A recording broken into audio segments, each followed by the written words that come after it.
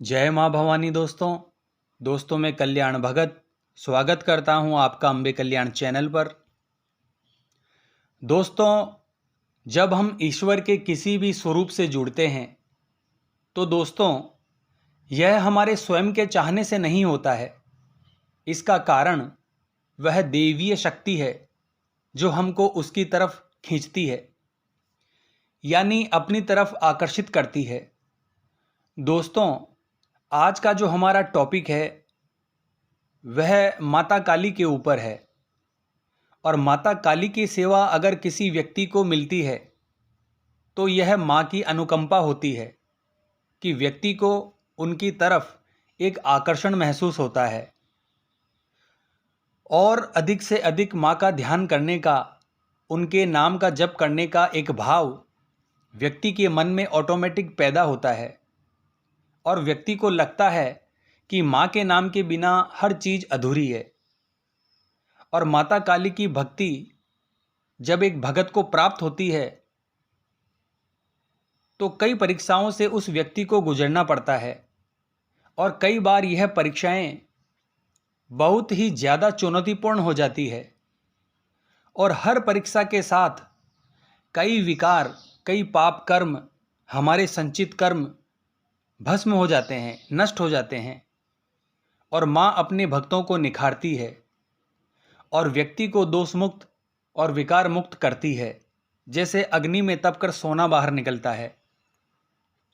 तो आज हम बात करेंगे दोस्तों कुछ ऐसी परीक्षाओं की जो माँ अपने भक्तों की अवश्य ही लेती है, और जिसमें सबसे पहली परीक्षा है कि नेगेटिव एनर्जी का अटैक बहुत ज़्यादा व्यक्ति के जीवन में होने लगता है। व्यक्ति का जीवन बहुत ज़्यादा तनावपूर्ण हो जाता है। दोस्तों, इस प्रकार से नेगेटिव एनर्जी के अटैक होने लगते हैं कि व्यक्ति की जो नित्य पूजा पाठ है उसमें विघ्न पैदा होने लग जाते हैं। इस प्रकार की स्थिति तक बन जाती है जैसे मान लीजिए आपने कोई संकल्प उठाया और उसे पूर्ण करना आपको असंभव सा प्रतीत होता है। व्यक्ति को लगता है कि वह इस संकल्प को पूरा नहीं कर पाएगा। व्यक्ति के शारीरिक कष्ट बढ़ जाते हैं और ऐसा लगता है कि पूजा में हम नहीं बैठ पाएंगे क्योंकि व्यक्ति के शरीर में पीड़ा होती है, या फिर व्यक्ति के घर का वातावरण तनावपूर्ण हो जाता है, नकारात्मकता बहुत तीव्र हो जाती है। और यह स्थिति जब आती है दोस्तों, तो हमेशा याद रखिए कि यह आपकी परीक्षा का समय है और इस समय में आपको पूजा पाठ बिल्कुल नहीं छोड़नी है, बल्कि पूरी दृढ़ता और विश्वास के साथ माँ के मंत्रों का जाप आपको करते रहना है। जो भी पूजा पाठ आप नित्य नियम से कर रहे हैं उसको आपको करते रहना है, क्योंकि यह समय आपका गुजर जाएगा। जितने भी आपके पाप कर्म हैं, संचित कर्म हैं, वह नष्ट हो रहे हैं और आपकी ऊर्जा निखर रही है, आपकी ऊर्जा तीव्र हो रही है। और माँ की निरंतर भक्ति से यह जो नकारात्मक ऊर्जा है इसका प्रभाव भी धीरे धीरे कम होने लगता है और अंत में समाप्त हो जाता है। तो इस प्रकार से यह पहली परीक्षा भक्तों की होती है। दूसरी परीक्षा जो माँ अपने भक्तों की लेती है कि व्यक्ति को अपना जीवन संघर्षमय प्रतीत होने लगता है। बहुत ही सारे संघर्ष और चुनौतियाँ व्यक्ति के सामने आने लगती है।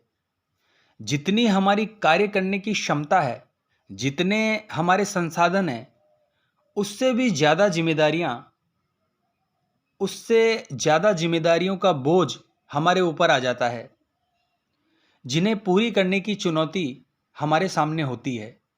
और दोस्तों, माँ यह परीक्षा अपने सभी भक्तों की लेती है।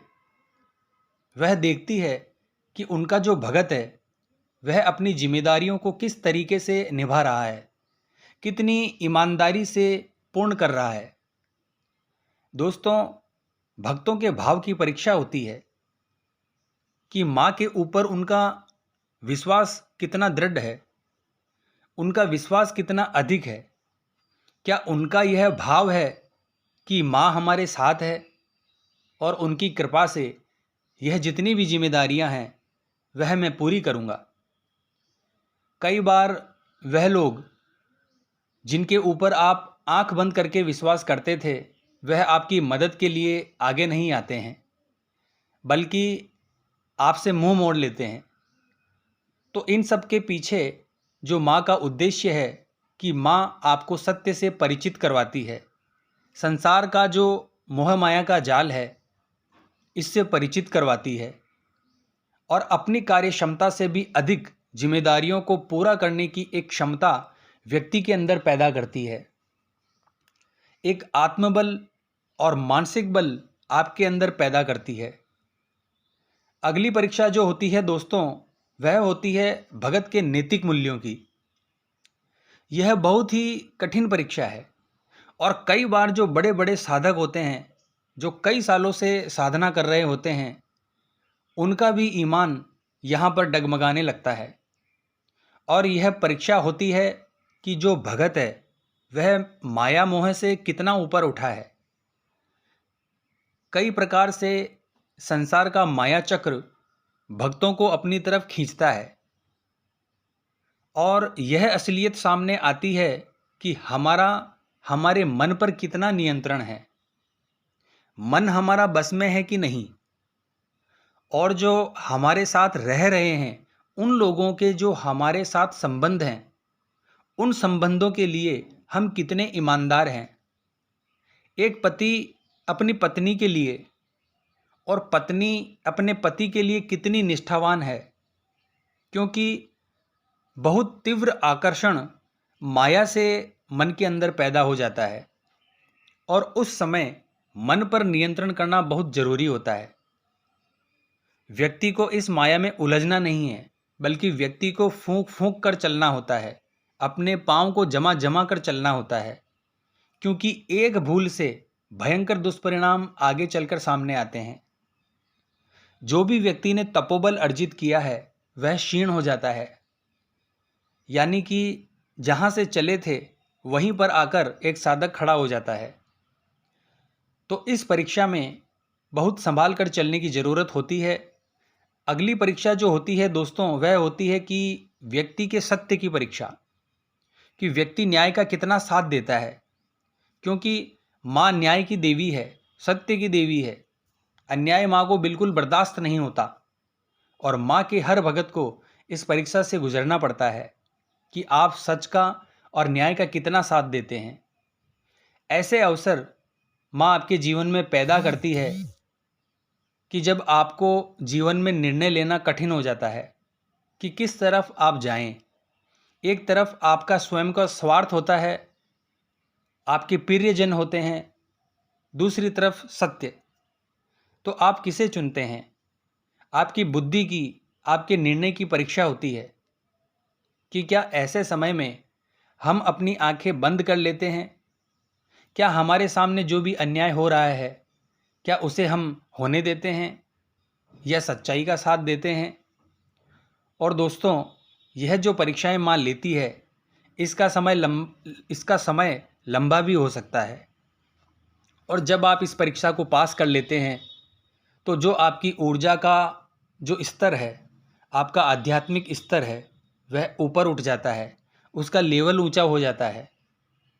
पर कुछ समय पश्चात आपको फिर से उसी परीक्षा से गुजरना पड़ता है।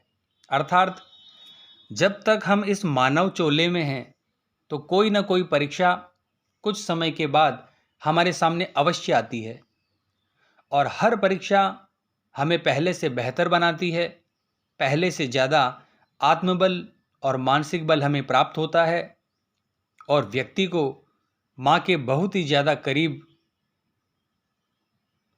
लाया जाता है।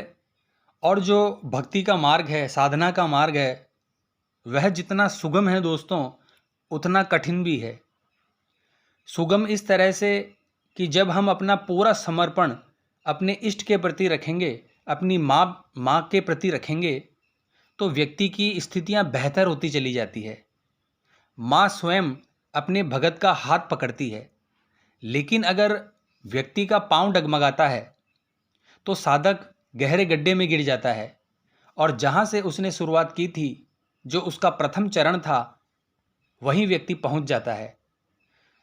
तो दोस्तों, आज की वीडियो में बस इतना ही। दोस्तों मिलते हैं नेक्स्ट वीडियो के माध्यम से। जय मां अम्बे, जय श्री कल्याण।